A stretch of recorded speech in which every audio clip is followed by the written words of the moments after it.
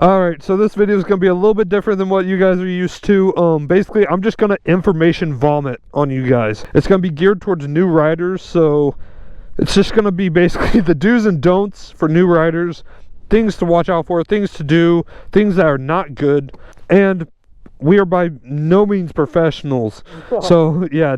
And I'm the new rider. I'm like the test subject, because I've only been on street for like a year or something. Yeah, so he's a noob, but he's like a weird skilled noob. Like, he can do wheelies and stuff, but he's still kind of new-ish. I'm good as far as like operating the bike and all that, skill-wise. I'm just getting used to like cars being around me and actually being on the street. Yeah. On dirt bikes or something like that. Which is why he bought an MT-10. Yeah. Take advice from us, but, you know, always double check it, and, we are not credible by any means. The only thing I'm credible for is I've taken 3 track days. One of my instructors has a ton of Ducatis, which lets him sit in with the MotoGP guys in their garage and meet with them and talk to them. That's where I got my information from, so I consider that to be pretty credible because he has the newest information. And I have none of that, but I like riding. Yep. So I guess to start off, what's like 1 or 2 things that you noticed that were like the biggest things beginning riding street, not dirt, or maybe that transferred from dirt? The first 2 days of riding street, like the first 2 times I ever went out, I was like, holy crap, this is super windy and I can't see anything and cars are absolutely massive. So that's like what went through my brain. So basically it was just like a lot of information all at once, and it felt weird. Stimulus that comes in, and you have to quickly figure out, okay, how do I sort this to like keep myself sane? Basically, as a new rider, what he's saying and what I agree with is take everything slow. You can go fast if you want to, but if you're uncomfortable, just slow down a little bit. Yeah. So what's the second thing that you noticed that was different? Probably the braking. You have to really, I don't know, I would almost solely use my front brake unless I really have to stop, because it's a little bit awkward having like throttle and brake, but when you're braking, you're almost always letting off the throttle, right? So just use the front brake because it's bigger, it's better, it's not going to slide everywhere, it grips more. You can load it with the suspension. The back brake, you can't load it. It just slides. So it's just better. You can stop fast. So I completely agree with that, and that's actually one of the things the instructor talked about is when you're on a track day, you never even touch your back brake unless you're using it to correct your bike. The front brake is 100% the most important brake on your bike.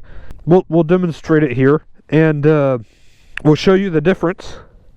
But yeah, your back brake should only, it's a help for braking, but it is not your main braking capability. It is to correct your back tire and to help slow down your back tire, or if you're doing a wheel, you know, to stop you from looping.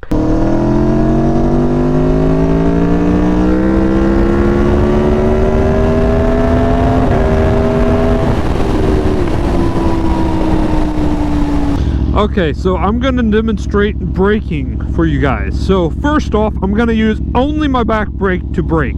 I don't know if you can see it, but there is a little greener bush on the left side. That is going to be my braking marker. I will be doing 60 miles an hour, only back brake.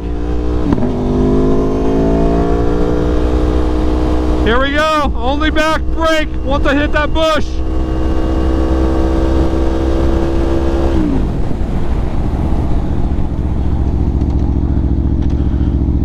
Slid a little bit on me, so I stopped at this bush. That is where I stopped.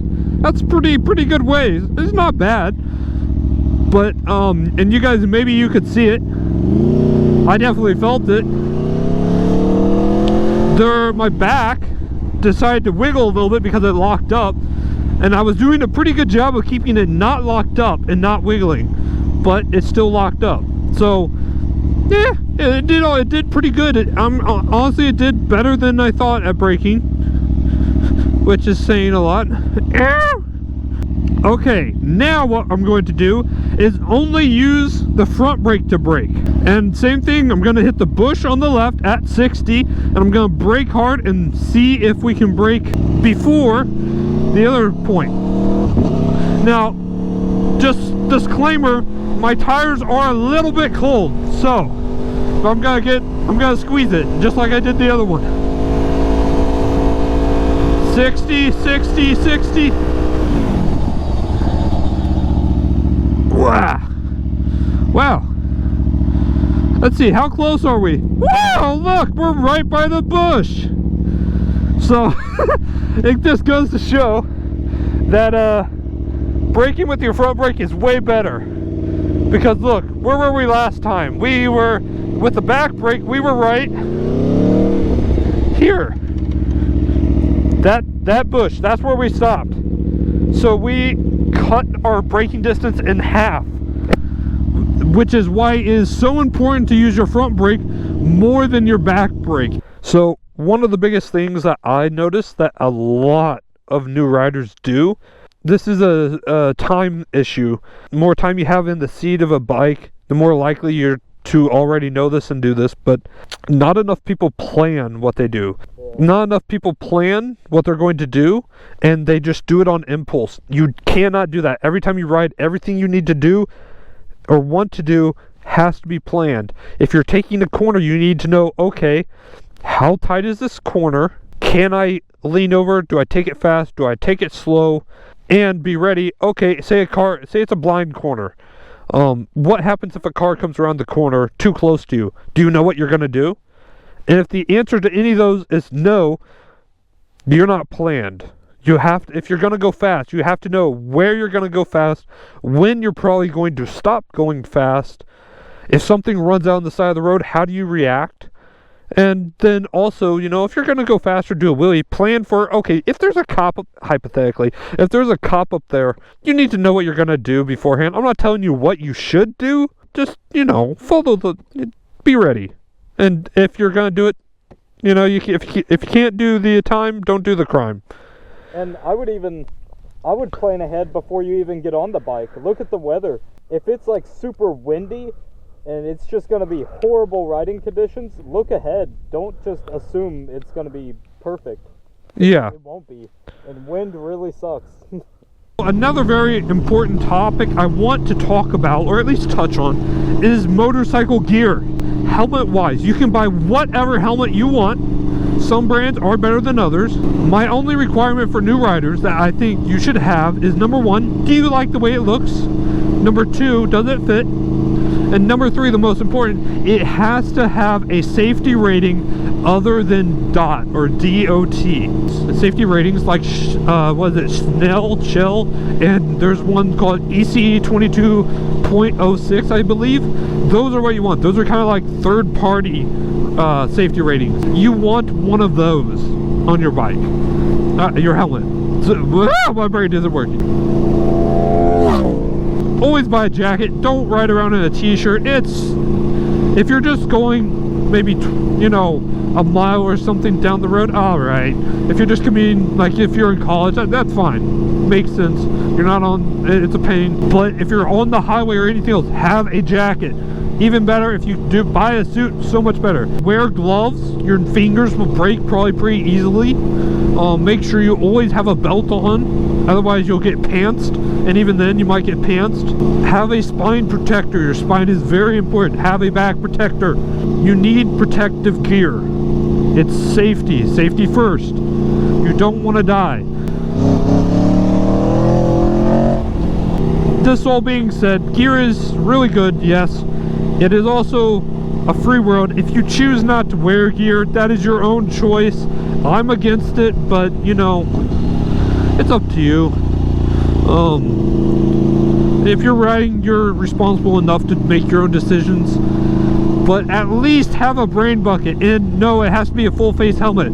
Don't get a half face helmet, and don't get the stupid little hat helmet. They don't do anything. It could save you from maybe like a bug or a rock or something, but if you wreck, that it's not doing anything. Make sure you have a full helmet. You can do whatever you want. This is my advice. Taking people on the back of your bike. Now, this is different for every bike. If you're on a Harley and it's basically a sofa, it's fine. You know, it's a sofa.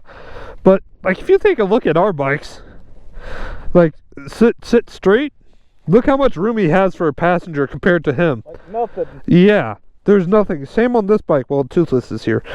And it's just really not safe.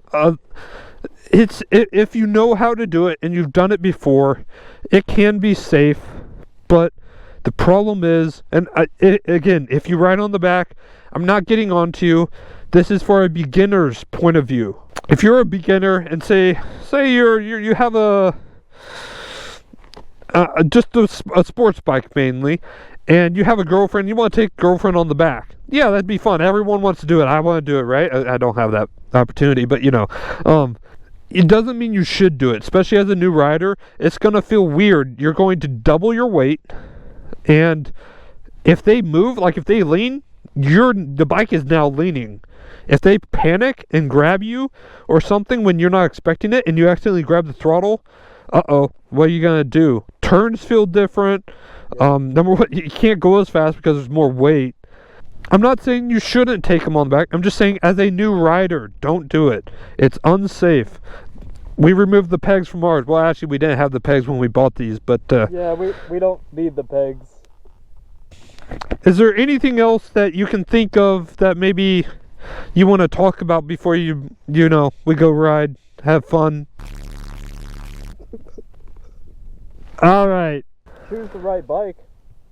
Oh yes, that's an important one. Choose the right bike. You don't need a big bike. You know, something like... Don't live by my example. Yeah, don't do what he did and buy it. Well, to be fair, you did start on an FZ07. Start on, if you want power, start on a 600. I also suggest start on a two-cylinder motorcycle, like a twin, SV650, MT07, something like that. They're much more, they're easier to control. They have torque. Torque is fun, horsepower is fast. That's all it is. It sounds so good.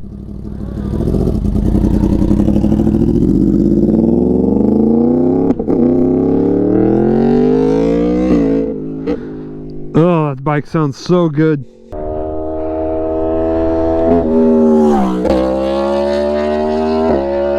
Woo, that sounds good.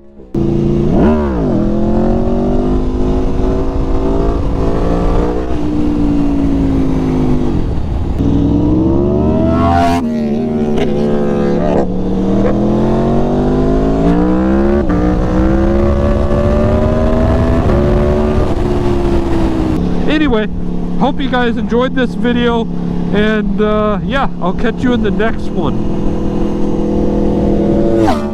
Woo! Yep, I'll catch you in the next one. Hit the subscribe button for a wheelie.